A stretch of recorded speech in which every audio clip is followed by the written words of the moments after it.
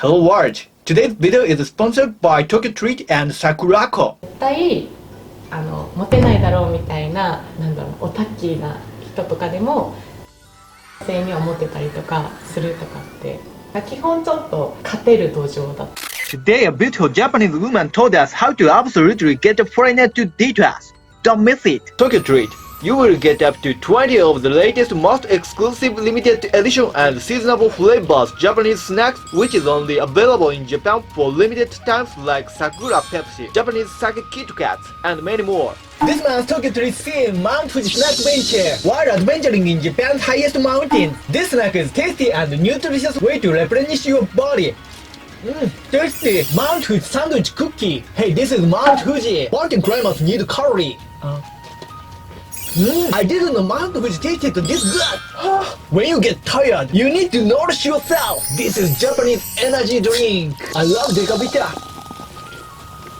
Delicious! Aim for the top of the mountain. Sakurako, you will receive 20 traditional and authentic Japanese artisan snack items, including Japanese teas and one special Japanese tableware with your box every month. This month's Sakurako kitchenware is Wasaka Crane Chopstick. Beautiful design of crane. Sakurako helps in partnering with local Japanese snack makers to continue to share Japanese culture and traditions that have been passed down for over 100 years. This month's Sakurako sings Wonders of Saitama, a confectionery manufacturer in Saitama, Japan. I've been watching on TV Saitama all my life. How much recently man longed for Saitama. When I was a child, a transfer student came from Saitama Prefecture, which we adored. We looked at him as if a Hollywood star had come to Japan. The day has finally come when I can introduce you to Saitama Sweet you have been longing for. Oni, Otaku Rakugan. This is a craftsmanship. Nice design. Oni. Sweet Oni. This is senbei, made from Japanese rice. Delicious Tokyo Treat booklet. Enjoy attractions and snacks at Mount Fuji. Sakurako booklet. Enjoy the longing for the land of Saitama and its attractive sweet. We want to invite everyone to experience Japan from the comfort of your own homes through our snack box. Then enjoy these snacks, or maybe you can give them to your friend as a gift. Thank you. And what a deal! Enter the code Yuki on the first order. View the link in the view overview section, and you'll get $5 off. It's genius.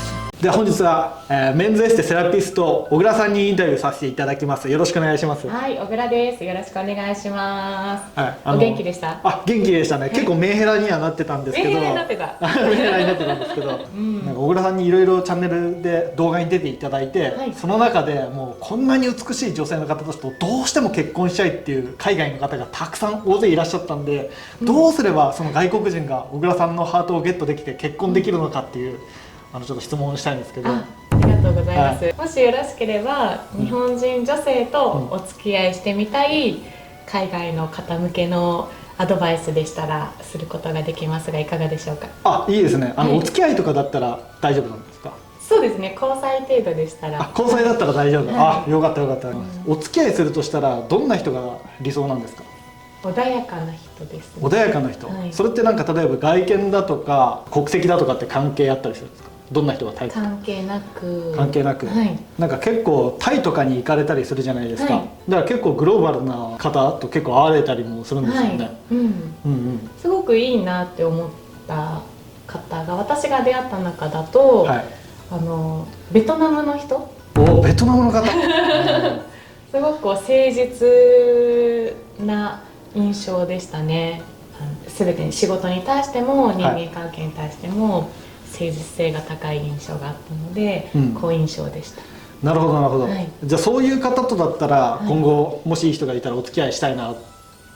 そうですね。じゃあ国籍関係なく、例えばそれはもう日本人だろうが白人だろうが黒人だろうが、もう誠実で素晴らしいいい方だったらいいな。穏やかなね。穏やかな。なんか年上がいいとか年下がいいとかってそういうのあるんですか？それも全然ない。見た目はじゃあ例えばあんまり気にされないですか？そうですね。そんなにでも清潔感は大事かな。清潔感か。なんだろう、付き合うとしたら相手になんか求めるものとかってあります？なんか例えば顔が全てだとかお金があった方がいいだとか。健康と精神の安定性。精神の安定性なんですよ。お金とかって全く気にされないんですか？ないですね。お金は自分で稼げばいいので相手には求めませんね。あ、求めないんですね、はい、じゃあもし例えばデートして全部そのお題をおごってみたいな感じの人でも精神がしっかりしてれば。自立はしていてほしいですね、ちゃんと。なるほど。やっぱり依存性がある時点で、うん、精神が安定しているとは思えないので、なるほど、はい、きちんと、自立していて、成熟していってる内面を持っていたらいいなと思います。ああ、なるほどなるほど。それはやっぱ大事っていうか当然といえば当然ですもんね、でも僕の視聴者の中でもいるんですよね、俺はなんかビザを取りたいから金持ちのその医者の女を紹介しろみたいな感じのメッセージ送ってくるんですよそんなやつがお前のところ来るわけないだろみたいな、自分はめちゃめちゃ太ってる、面白いですね。面白いですよね、ここまで私の話ばっかりしちゃって、結構一般的なね、視聴者さんは一般的な日本人女性の好みとか、海外の人に対する、思いとか知りたいかなって思うんですけれども、そこら辺ちょっと話せてなかったかな。あ、じゃあぜひなんかご意見がございましたら聞いてみたいですね、こんな美しい方に聞けるなんてことチャンスめったにないですから。でももしかしたらもうすでにご存知かもしれないんですけれども、結構海外に行くと、アジアの女性はなんかこうちょろいみたいな言われ方をされて、なんでかっていうと結構アジア女性って欧米の方とかに、憧れがあったりとか、興味がある、付き合ってみたいっていう人が多いらしいんですよ。だから絶対モテないだろうみたいな、なんだろう、オタッキーな人とかでもアジアの女性にはモテたりとかするとかっていう話は聞いたことがありますね。だから基本ちょっと勝てる土壌だと思います。そうですね、それは時代背景でありますね、戦後なんか 3S 政策とかで海外の文化が大量に入ってきて白人に憧れるような文化でいい人だと思わせれるような、政策っていうのを作られたから、そこで憧れを持ってでなんかコンプレックス持った人たちが結構、特に僕らの上の世代とかかなり多かったけど、その流れは残ってますもんね。若干残ってるかもしれないですね。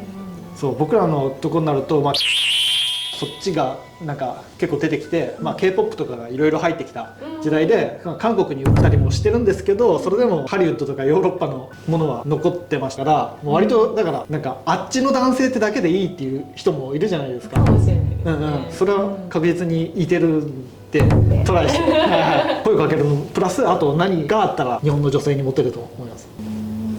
なんでしょうね。でも基本、日本人男性ってちょっとエスコートとか苦手だったりするじゃないですか。そういったところを海外の人だったら結構スマートにされているので、そういう基本的なところができていたら、割と日本人女性的には嬉しいんじゃないかなとは思いますね。あとでもこれは人によるかわかんない。いや、言ってください、教えてくださいよ。いや、主観でも何でもいいんで、とりあえず小倉さんの意見が聞きたいですね。なんかこう、国によってはすごい束縛が強い、恋人間の束縛が強いところもあるのかなと。なんかこう恋愛、恋人とはこうあるものだっていうものが、結構お国柄があるような印象があるんですよね。日本ってどうなんだ。例えば別に日本でいうと普通のデートだったり、例えば普通のナンパみたいな動画を出したりしても、例えば宗教とかの違いによってコメントでなんかめちゃめちゃ怒ってるやつがいたりするんですよ。それで全然違うなっていうことはあるんですけど、でもそこは日本人の女性の考えとか、日本人の女性が最低限求める清潔感とか、そこの枠内に入れないと多分モテないっていうのは多分あると思うんですよ。俺が迫害されてきたその歴史を考えるとやっぱ分かるんですよ。こういうのは無理っていう範囲が確実にあるんですけど、確かに強引なの無理、強引なの無理とかあるじゃないですか。なんか俺らの中では当たり前に分かってるような部分でも、多分それを知らないで日本に来て失敗するっていう外国人も多分いると思うんで、そこを教えてあげるとすごい喜ぶと思います。あります。脳が分かりにくくないですか？日本人の男性ですら、日本人女性の拒絶の反応って分からない人多いと思うんですよ。好かれてるのか拒絶されてるのか分からないっていうところがあると思うので、そこは慎重に相手がノーって言わなくてもノーっていう意味で言葉を発していることがある。うん、それはありますね、うん、ああそっかそっかそっか、それで強引にそう連れてったら良くないですよね。良くないですね。そこ難しいかもしれないですね。だからその空気を読むっていうさ、その本音と建前をどうやったら分かるんですか。まあ、普通日本人だったらなんとなく顔色とかさ言動とかで分かったりするじゃないですか。そう、本当空気、うん、空気を読む文化じゃないですか。そうですね。こればっかりは説明しようがない。説明できないですか。それを言葉にしてあげたら優しいじゃないですか。ゆうきさんはどうやって読んでます？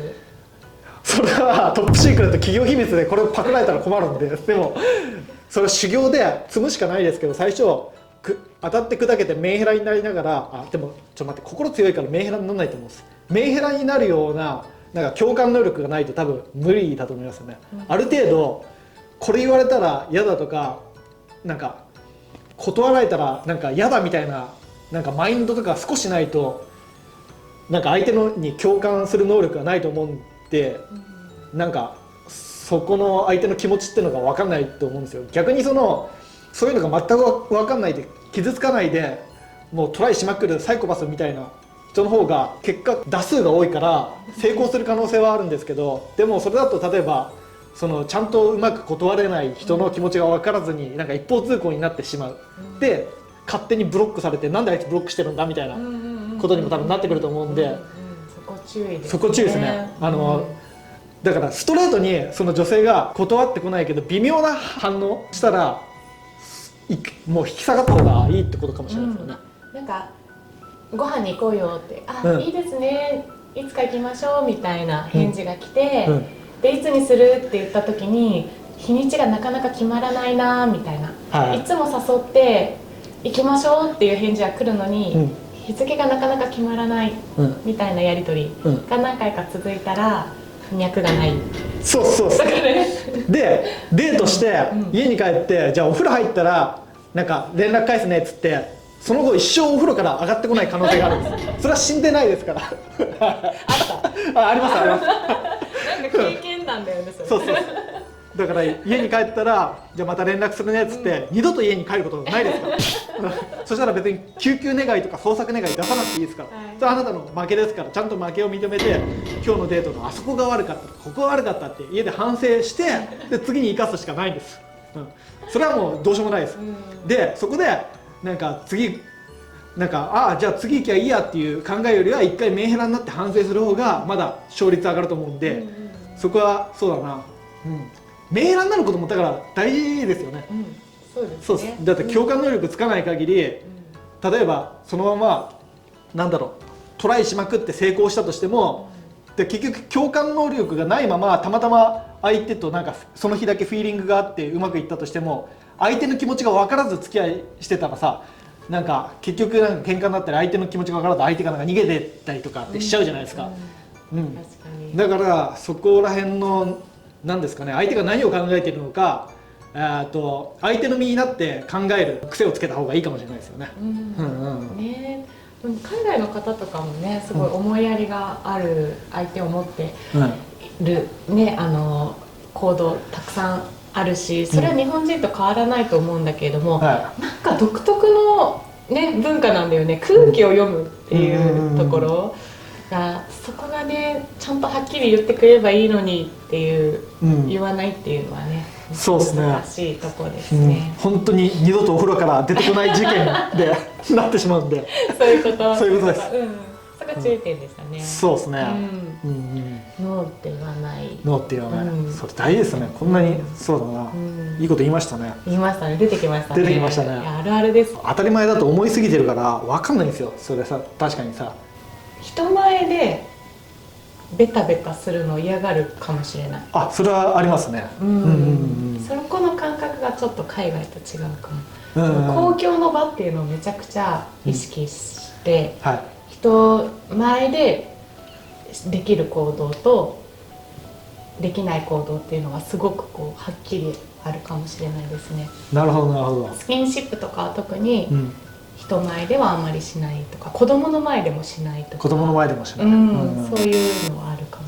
なるほどなるほど、確かにそれはありますね。日本人の方が恥ずかしがるし、外国人が日本に来てる間だとなんか日本のキャラクターに少しだけ心がチューニングして変わってなんかデートのスタイルが違うっていう女性もいますからね。あ、そうなんですか。そうそうそうそう、日本語だとで喋ると性格が違うって人もいます。